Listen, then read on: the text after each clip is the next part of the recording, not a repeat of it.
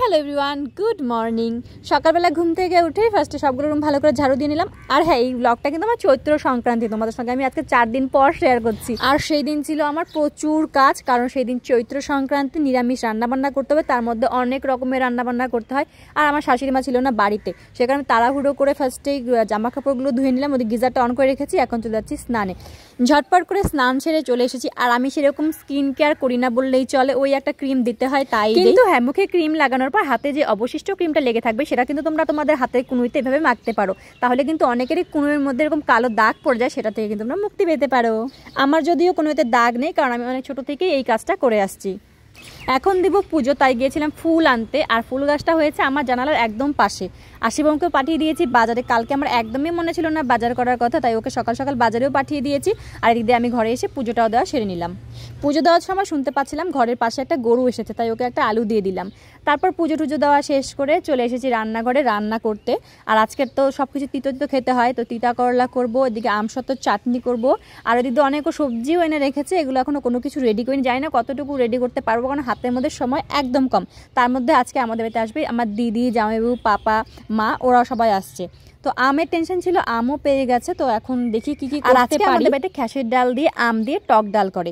আর এখানে ও ডাল নিয়ে এসেছে, কিন্তু ডালের মধ্যে এত পরিমাণে মুসুরির ডাল ছিল, আর আজকে তো সবকিছু নিরামিষ, তো মুসুরির ডালটা কি করে, তাই ওকে এখানে ডাল বাছার জন্য বসিয়েছিলাম, কিন্তু ও অল্প একটু বেছে আর অসহ্য লেগে গেছে, চলে গেছে ফ্রেশ ডাল কিনতে। আর আমার কাছেও একদম সময় নেই যে আমি ওকে হেল্প করবো, কারণ আমি চাচ্ছি আমার দিদি ওরা আসার আগে যেন রান্নাবান্না কমপ্লিট করতে পারি, কারণ ওরা এসে আবার চলে যাবে, তো তখন যদি আমি রান্নাই করি গল্প করবো কখন।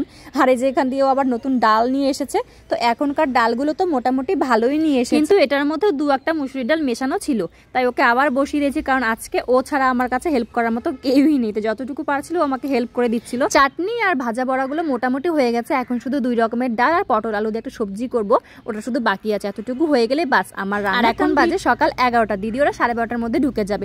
রান্না করতে করতে দুজনের প্রচন্ড খিদে পেয়ে গেছিল, তাই দুজনে মিলে এখন খাবো তরমুজ, কারণ শুধু তো রান্না করলে হবে না, পেটে কিছু দিতে হবে। সকাল থেকে দুজনে উপোস, কিচ্ছু খাই, সকাল থেকে শুধুমাত্র জল আর সিয়াসিড খেয়ে আমরা দুজনে এখন পর্যন্ত আছি। রান্না বান্না হলে ভাবছি একবারেই খাবো। সকালে বাজার থেকেও একটা তরমুজ নিয়ে এসে, তরমুজটা কিন্তু খুব সুন্দর ছিল, তো এখন আগে দুজনে মিলে খেয়ে দিয়ে আবার রান্নাবান্নাগুলো কন্টিনিউ করবো। আমার ওদিকে গ্যাস অনই আছে, রান্নাবান্না হচ্ছে, তার ফাঁকে একটুখানি তারপর তরমুজ খেয়ে রান্নাবান্না একদম কমপ্লিট করে তোমাদের সামনে হাজির হয়েছি। আর এখানে রান্না করেছি 5 রকমের ভাজা বড়া, তার মধ্যে পাট শাক, তিতা করলা, পটল এইগুলোই ছিল। আর একটা নতুন জিনিস রান্না করেছি, সেটা হচ্ছে তিতা করলা দিয়ে ডাল। এটা আমি এর আগে কোনোদিনও করিনি, জানি না কিভাবে করতে হয়, নিজের যেভাবে মন হয়েছে সেইভাবেই করে দিয়েছি। এখন খেতে বসে বুঝবো কিরকম হয়েছে। আর এখানে সব কিছু সবজি দিয়ে একটা সবজি বানিয়েছি।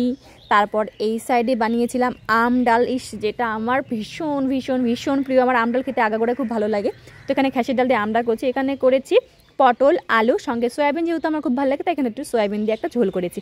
আর এখানে করেছি আমসত্ত্বর চাটনি। তো আমি এতটুকুই করতে পেরেছি। এখন প্রায় 12:30টা বেজেই গেছে, দিদিরাও চলে এসেছে বলো, তাই আমি দৌড়ে গেট খুলে দাঁড়িয়ে আছি যে কখন ওরা আসবে। আর ওই যে ওরা এসেও গেছে। এখানে বলেছি আগে মা, দিদি, পাপা, পিন্টুদা, মানে জামাইবাবু, ওরা 4 জন এসেছে এখানে। আর পাপার রিয়াকশনটা দেখো না, আসার পর আমাকে দেখে কি বলবে। পাপা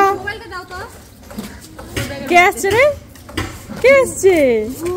কি কি?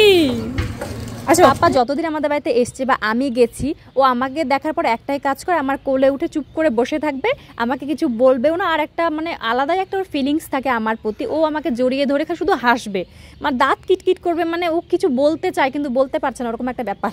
আর মা এখানে অনেক কিছু নিয়ে এসেছে, বাবা আমার জন্য পাঠিয়েছে বকফুল, লেবু, তারপর হচ্ছে পাট শাক, কচু শাক, কচু, কাঁঠাল, তারপর দুধ, অনেক কিছু পাঠিয়েছিল। তো সব কিছু এখানে রেখে দিলাম। আর আমাদের যেহেতু প্রচণ্ড খিদে পেয়ে গেছে, তাই খাওয়া দাওয়াটা আমরা শুরু করে নিলাম, কারণ সকাল থেকে বলেছি ভাত খাইনি, আমাদের দুধের তো প্রচুর খিদে পেয়ে গেছে। আর এই যে মা যেখানে থাকে সেখানে তো মেয়েদের কোনো কাজই থাকে না, তাই তোমাদের সাথে ভিডিও শেয়ার করতে পারছি, কারণ মা এখন সবাইকে খাওয়ার দাওয়াগুলো রেডি করে দিচ্ছে, তাই তোমাদের সাথে ভিডিওটা আমি শেয়ার করতে পারছি, না হলে এটুকুও পারতাম না করতে, কারণ সারাদিন আজকে সেরকম ভিডিও করতে পারি, যা করেছি সকালে রান্নাবান্না আগেই করেছি। আর দিদি এখানে পাপাকে খাওয়াচ্ছিল, তারপর আমরা খাওয়া দাওয়া করে বিকেলবেলা আমি আরও চলে এসেছি আমাদের বাড়ির পাশে একটা ছোট্ট মাঠ আছে, আমার রুমের একদমই পাশে, এখানে এসেছিলাম। তো এখানে এসে ও মাঠ দেখে এতটা পাগল হয়ে গেছে, কারণ ও না ঘরেও যদি থাকে তখনও ননস্টপও খেলতে থাকে, ও 1 মিনিটের জন্য বসতে চায় না। আর এখানে আসার পরও দেখো ওই তোর ব্যথা লাগবে না, ব্যথা লাগবে না, ওই ওই দাঁড়া, ভয় দেখছে এখনই পড়তো, ছি ছি ছি, এনে কোথায় পটি আছে।